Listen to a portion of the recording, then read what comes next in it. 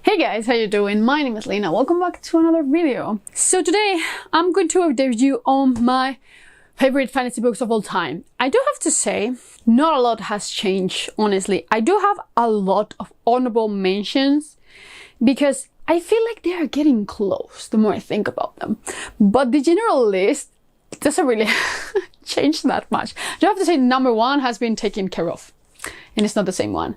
But overall, I don't think there's much change to it. But let me just show them to you. These books are actually in an order.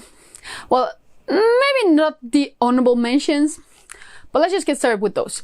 Kingdom of Liars. These are all the big list, are all completed series, and the other ones are just series that I'm still reading. They're still not out completely, or that they were just fine overall. And this is one of those. The Kingdom of Liars, I read last year, or at the beginning of this year, and I binge read the whole trilogy because it was so intriguing. The magic system here is great. It's related to memory. The more magic you use, the more memories you lose. And it's just such a great concept for a fucking book because it leads you to so many great plot twists. So many of them, and it just works great. It does get better with each book. I feel like book 3 was great. Honestly, that was just so good. But if you're looking for a classic, not sci-fi, or a classic fantasy with a twist and with a great magic system and a great plot, check this one out. It's just great. It's not epic fantasy, but it's fantasy at its best. So definitely check it out. It's just so worth it. And it's also extremely underrated. Then we have The Helm of Midnight. This is book I almost said 5. This is the first book in the 5 Penalties series. There's only 2 books out currently. For what I understand, there's going to be 5 penalties. I hope so, at least. And for now, I've been loving it. Especially book 1, I think is so unique in so many ways. Another super underrated series, honestly. And it's dark fantasy with a little bit of horror, with a little bit of mystery. It just works great. But in this world, we have these magic masks, and they harvest the essence of these people, and that's what gives them magic. So the thing is, the mask of a serial killer disappears and the killing starts happening again. So we're going to follow a policewoman, basically, trying to investigate what happened now and what happened before, once this killer was killed, basically. And it's just great. The story here is fantastic. The ambience, the scenery of this book is fucking amazing. I could not recommend this one enough. Definitely worth checking out, especially just for the horror and dark elements. This one is hard. I'm doing a very hard choice here, just like when I had Scarlet Ties, because Scarlet Ties is one of the best books I've read. But the rest of the series, especially book 3, is so bad that it has ruined my experience with the series. And I decided to include that on another list like this when I haven't finished the series, but I'm doing it again with The Hand of the Sun King. The thing is, I adore this first book. I thought it was so good. But then I read book 2. And book 2 is really a step down from the first one. It's not a bad book. That's the thing, it's not a bad book. So I think with book 3 being good, this series can get up again. And I have a good feeling. I have a good feeling about book 3 for some reason. But this first book was so great. You're basically going to follow this guy, and he's always been torn between the legacy of his father and the legacy of his mother, basically. His father is a very loyal subject to the Empire, and he's been trying to teach him to become the son of the Hand of the Sun King, so he can learn the magic, but legally. And then you have the inheritance from his mother, and they practice a magic that is forbidden. So he's always been just I want to learn magic, but how? And it's just great. There's a lot of politics here too. I just really liked it. Book 1 was fantastic, phenomenal. But book 2 was not the best. A lot of middle book syndrome. So we'll see about book 3. I have high hopes. For now, this book is great. If book 3 is bad, I'll pretend that they just don't exist. That's it. Again, Dreams of the Diane is here. I really like this book. The more I think about it, the more I liked it. It is horror fantasy, dark fantasy, whatever you want to call it, but it has dream magic. I wish it had more extreme magic, honestly. That will make it just the best. But it's fantastic. It's basically about trying to heal this merchant in this Empire Island. He's falling into a coma, and they bring Jasper Delberic here to help him. And it's just great. It has a lot of political commentary again, and I just really like the role. It's a chunker. The quality of this book, I don't get bored of saying it, but it's fantastic. It's just the same amount there. But it has a glossary, and it has like a bestiary, and it's just fantastic in general. The quality is amazing. I hope we get book 2 this year, honestly. I've been waiting patiently. New edition, The Rook and Rose. This is The Mask of Mirrors, which is book 1. Gave both of them 5 stars. I'm just so excited for book 3, and supposedly it's coming out this year. I'm so excited. It's fantastic. If you like court intrigue, political intrigue, the Lies of Locomora, which is also in this list later on, but you will really like this. You will really like this. It's just great. We basically follow this woman, and he cons herself into posing as part of this noble family in order to get coin. And from there, so many things go wrong. Check it out. It's fantastic. Book 2 was great. I know some of my friends don't really like book 2, but I love them both. They're fantastic. New addition to this list, because last year, even though I loved book 1, I hadn't read the ones that were out. But for now, we're only missing the last book, which is supposedly coming out this year. Not really sure. But the Traitor by Cormorant, pretty meh choice. I know so many people dislike this series, but I fucking love it, especially book 1. Book 2, not the great. Book 3 had... Oh, book 2 was bad, but had an ending that it was fantastic. Book 3 was also great, but book 1, incredible. Economic fantasy with a lot of political intrigue at its finest. You're basically going to full Baru, and the Empire came in and took her from her home, basically. They were slowly infiltrating here. They didn't conquer it, being just like, yeah, weapons, let's go. They basically start by, for example, putting their coin in and then taking them to school and such. It's just great. Fantastic reflection of colonialism, but it's amazing. Definitely would recommend it. She's basically trying to take the empire from within. It's just amazing. It's just amazing. We're getting into the proper list now. Dark Apprentice by Neil. This series already has 2 books out. I don't know how long this is going to be, honestly, but I love it so much.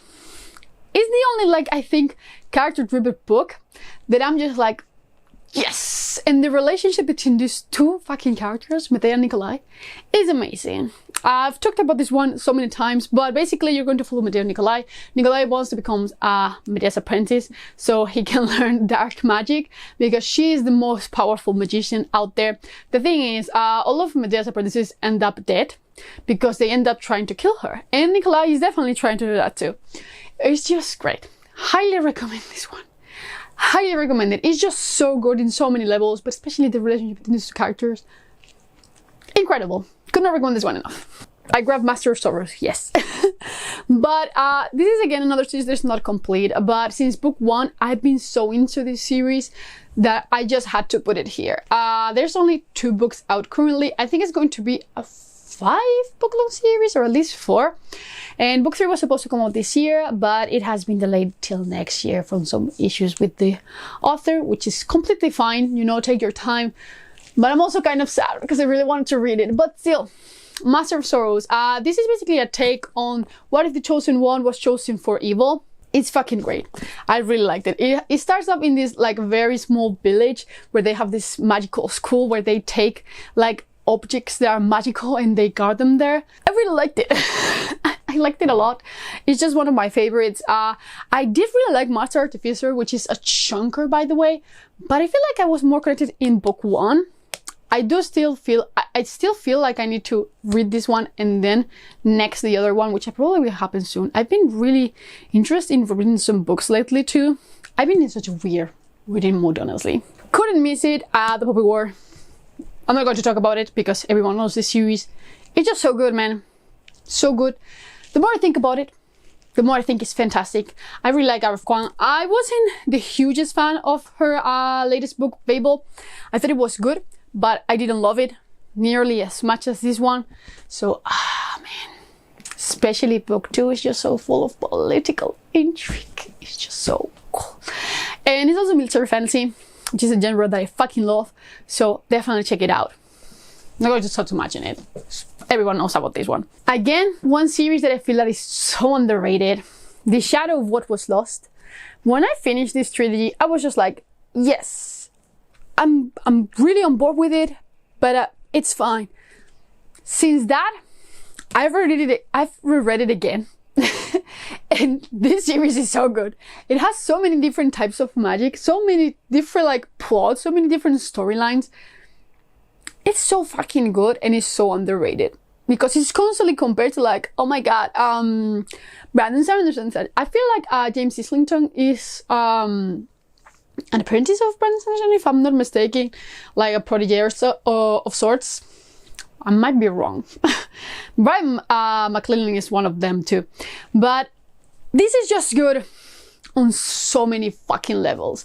Like, to start this one, you're going to follow these apprentices, and the thing is, in this world, wielding magic is forbidden, and the only place where you can wield it is in this magical school, and you are restricted to use it against any human. So they basically torture you and you're just like, oh, can't do anything about it. So the thing is, to be able to use it, you need to pass this kind of judgment. And if you do not, you become like the quiet one, I think it was called. Well, they basically strip you from your magic and you become like a shell of yourself. And Davian has his judgment coming, and the thing is, he feels like he's not going to pass it, so he flees. And a massacre happens in the school right after he flees, so what the hell is going on? It's fucking great. We also follow a woman who has no memory. Oh, seriously, so good. I feel like we're reading it already.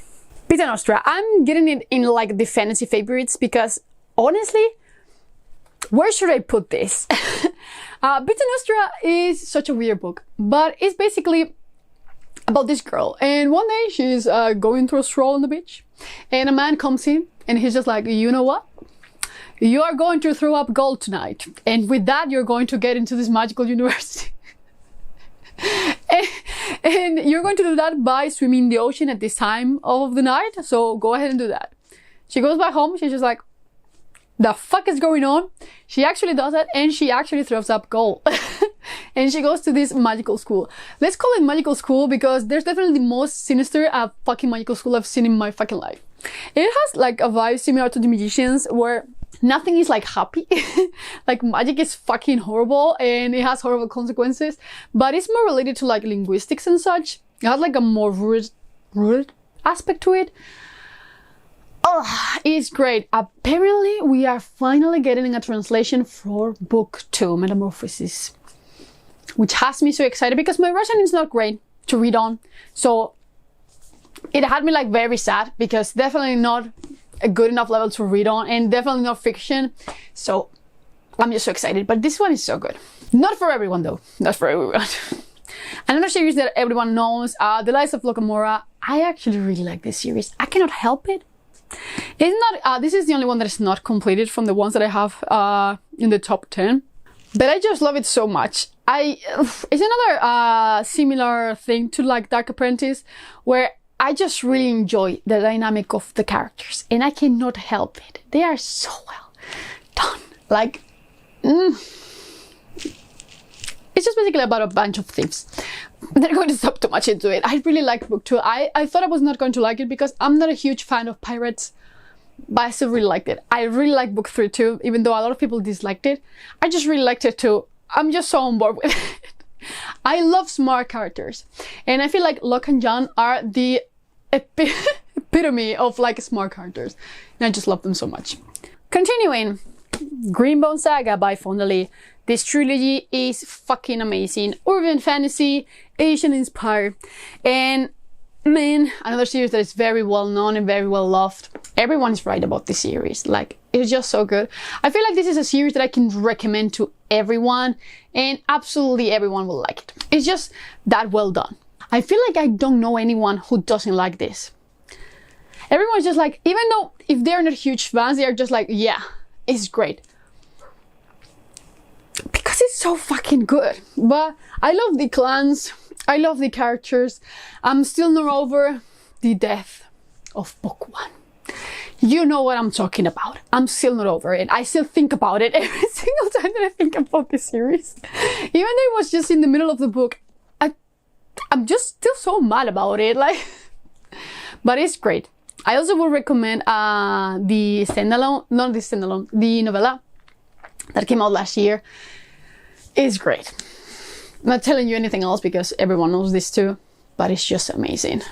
I think this is the only YA series that is here, and it's actually, I don't think, considered YA, since the protagonist is adult.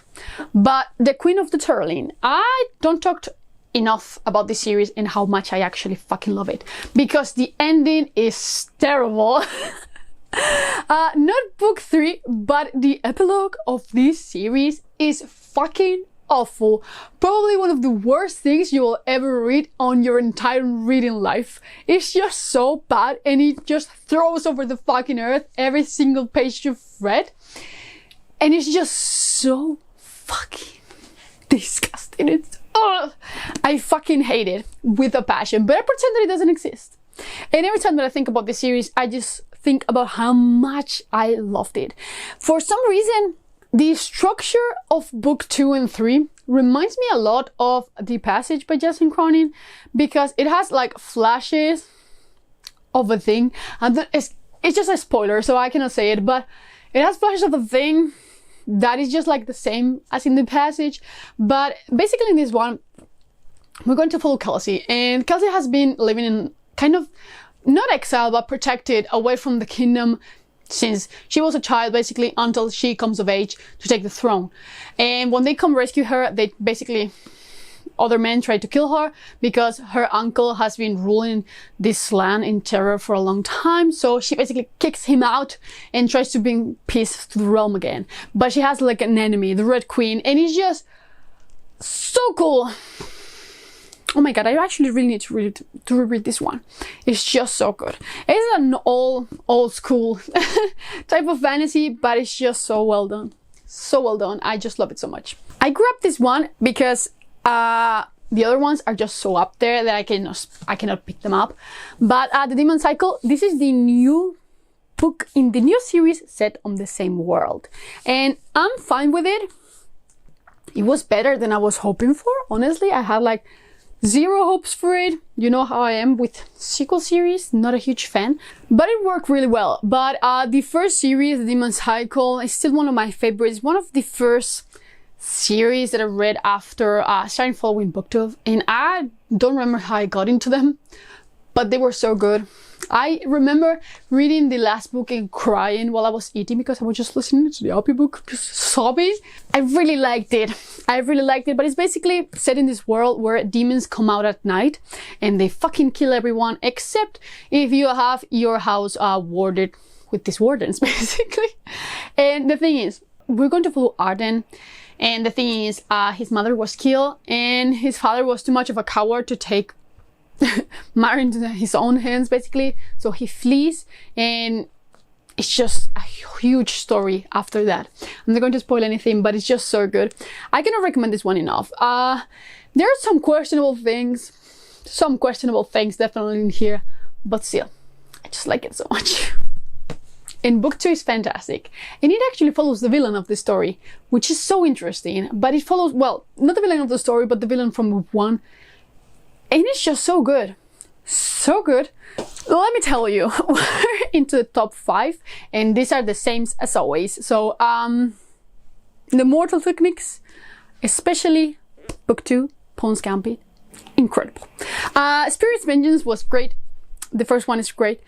But this one, I cried like a baby with the ending. I felt such a sentiment of betrayal.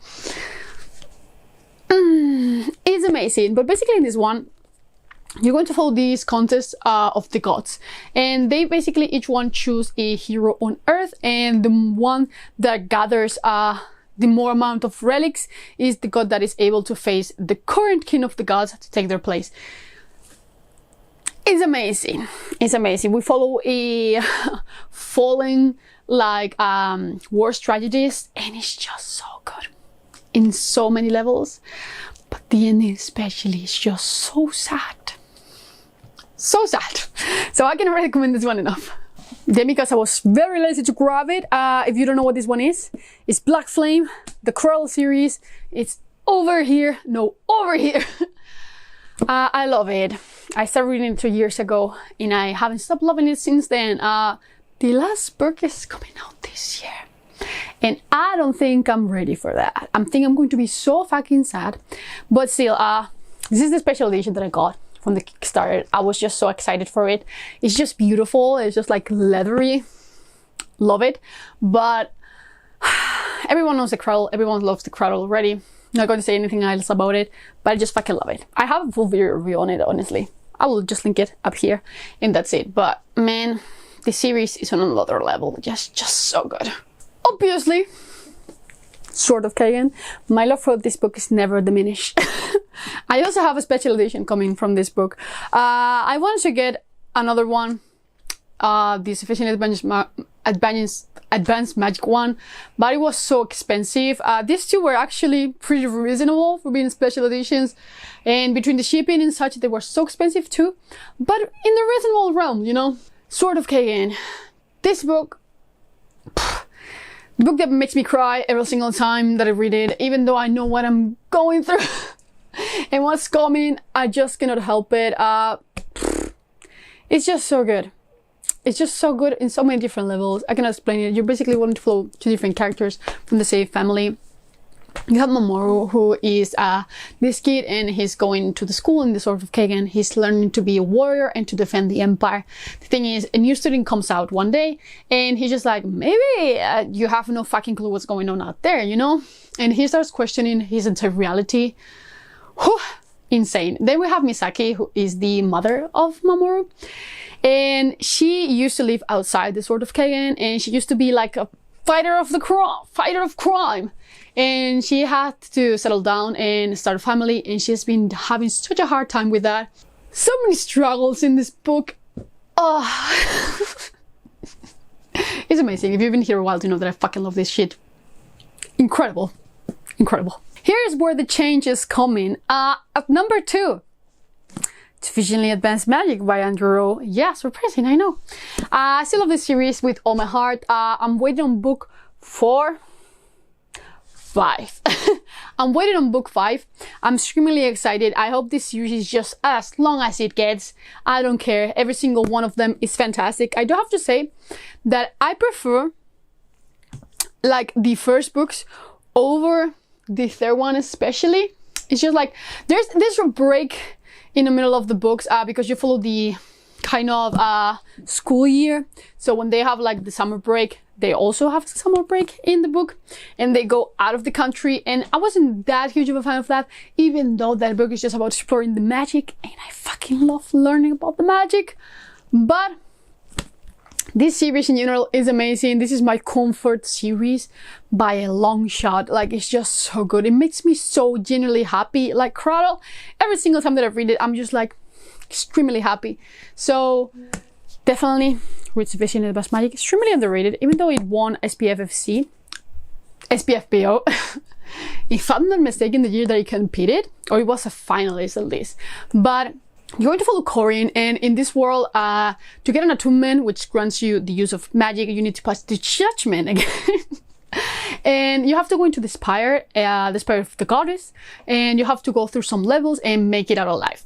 So the thing is, his brother went lost in the spire, so he's very determined to just get his atonement, get out, do his fucking years at school, and then become a spire climber. So he can actually find his brother. It's just great. It's just great. It's such a cool adventure. If you just like fun adventure stuff, check out this one. It's great. And also if you love video games, very video game like, amazing. So in number 1, if you've been here a while, I don't think it comes as a surprise, but the Dandelion Dynasty by Kalu. Shock. I know. But man, this series is finally complete. 4 books are out. It's so good. It's so good. The ending got me sobbing so badly. Like, so many characters suffering here. It's not like gratuitous. Like, it's fine. It has meaning for the story. But one character in particular has such a bad luck in these fucking books. She goes through the bad shit like no one. And when she gets her ending, it's just like, whew. I was sobbing between being so terribly sad and so terribly happy at the same time. It's amazing. It's amazing. If you're looking for epic fantasy, this is it. This is also low magic. Careful with that. But few things are as epic as this shit. If I could use epic fantasy to describe something, this comes to mind. It's just so good in so many levels. Like, this author, man, is such on another level. Like, I'm sorry for all of them. I'm sorry for all of these authors that I talk about, but you're not close. Like, this man is just on such another level. Like, it's incredible. Like, his way of writing and crafting stories. Every single page in these fucking tomes has a meaning, and it's just insane thinking that this man planned it on the go. It's just like insane. I've talked about this one so many times. I have the Read of them with Tammy and the live shows. I'm going to link them down below if you want to know more about my thoughts. But this series is just incredible. Incredible. If you have not read it, I don't know what you're waiting for. I also have a full review of it that I will also link down below. Just read this. Just read this. It's just... Whew. So I thought I was already done, and I was getting everything together, and I realized that I forgot to talk about one Powder Mage trilogy, which is still one of my favorite series of all time. It's military fantasy, Gaunt and Powder fantasy. Basically, we have muskets here, so many different types of magic. And I love it. I read the series not that long ago, and I feel like rereading it again. It's just so good. I wasn't a huge fan of the sequel series, but I've been loving this one. And since The Shadow of Lightning, I've been thinking about rereading this one as well. But yeah, I love this one too. I completely forgot. It was just up there in the bed. I love it. I love this one too. That's my updated list of my favorite fantasy books of all time. I'm happy with the new editions, the new honorable mentions. I have a feeling that they may climb into the list. But as you can see, not that many changes, honestly. I feel like I've been reading a lot in the last years, but nothing that has just like changed. Like my reading list, it's just weird because I've read a lot of okay and like good fantasy, but nothing that I feel like is going to stay with me for a long time. So it's very difficult. But still, have you read any of these? What are your favorite books of all time? Fantasy books of all time? Just let me know in the comments below, and as always, I will see you in the next one. Bye!